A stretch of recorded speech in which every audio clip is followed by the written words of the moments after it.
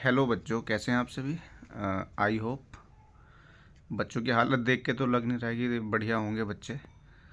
लेकिन अब क्या कर सकते हैं इसमें, आप और हम क्या करें।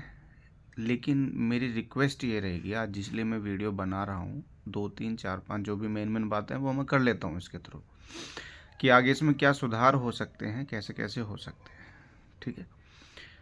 तो सबसे पहले तो जितना भी मैंने आज बच्चों को देखा है एक डाटा के रूप में, मैंने कल तक बच्चे थोड़े खुश थे कि कल तक नहीं, आई थिंक 26 तारीख में जब बच्चों का एग्ज़ाम हुआ तो शाम तक बच्चों के चेहरे पे खुशी थी।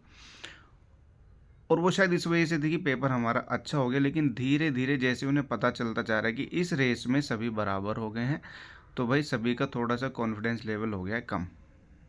इस बात से तो आप एग्री करोगे। ठीक है।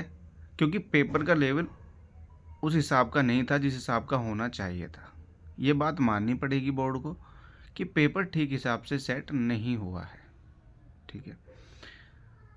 तो मैं रिक्वेस्ट करूँगा, अगर कोई मेरी इस वीडियो को पहुँचा दे, जिस भी बॉडी तक ये जा पाए, और इसमें हर बच्चा, मैं नहीं, ये सभी की ड्यूटी बनती है कि इस पूरे एग्ज़ाम में जो खामियां थी वो सबसे पहली एग्ज़ाम पैटर्न को लेकर ही रही है कि पेपर ठीक से सेट नहीं हुआ है।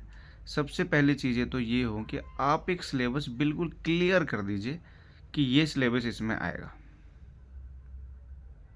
बस सबसे पहली बात है।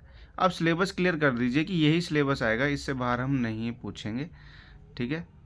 तो बच्चा थोड़ा सा उसमें संतुष्ट हो जाएगा कि हाँ अब यहीं से यही क्वेश्चन है। जैसे एसएससी है वो अपने 4 पोर्शन बना देता है प्री में, और नॉर्मली एग्जाम में 25-25 के 4 पोर्शन बना देगा। तो बच्चे उस चीज़ को फिक्स मान के अपना तैयारी करते हैं कि ये इसमें कॉमन है, ये आएगा ही। अब वहाँ से क्वेश्चन किस भी लेवल का वो पूछ रहा है तो कोई दिक्कत उसे लगती नहीं है।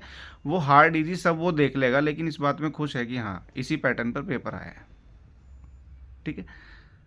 दूसरी बात, कुछ पोस्ट ऐसी रही हैं, बच्चे कह रहे हैं कि जैसे मैंने एमटीएस दिया तो मेरा उसमें क्या होगा, क्योंकि पेपर तो सेम आया है। अब पता नहीं कितना सेम आया है कितना नहीं बच्चों का। लेकिन मुझे पर्सनली ऐसा लगता है कि अगर हॉस्पिटल अटेंडेंट के फॉर्म आ गए हैं तो एमटीएस की शायद ज़रूरत मुझे नहीं लगती कि हो, क्योंकि वो काम ऑलमोस्ट सेम ही हो जाएगा। और बच्चे ये कह रहे थे कि पेपर भी उसका सेम ही आया है। तो मुझे ये एक दो बातें थोड़ी सी रेलिवेंट नहीं लग रही कि पेपर मतलब सेम कैसे है। अब पता नहीं बच्चों ने मुझ तक ये जानकारी सही पहुंचाई है या नहीं, ये आप मुझे बताइए कि हॉस्पिटल अटेंडेंट और एमटीएस क्या दोनों का पेपर सेम था। अगर दोनों का पेपर सेम था तो फिर बिल्कुल गलत बात है। तो फिर ऐसा नहीं होना चाहिए था। एमटीएस को इस ग्रुप कोड से बाहर निकाला जाना चाहिए, उसका पेपर अलग से सेट होना चाहिए। ठीक है। तो दूसरी बात ये हो गई। और तीसरी बात, यदि पॉसिबल हो जाए तो फीस अगर थोड़ी कम हो जाए बच्चों के लिए तो बहुत अच्छी बात है।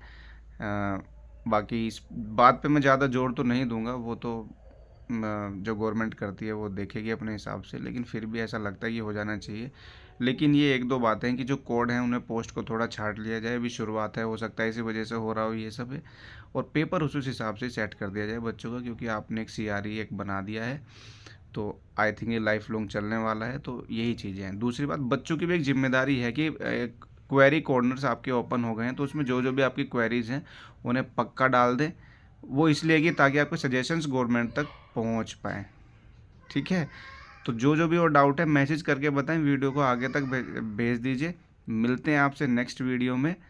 तब तक के लिए बाय और नमस्कार।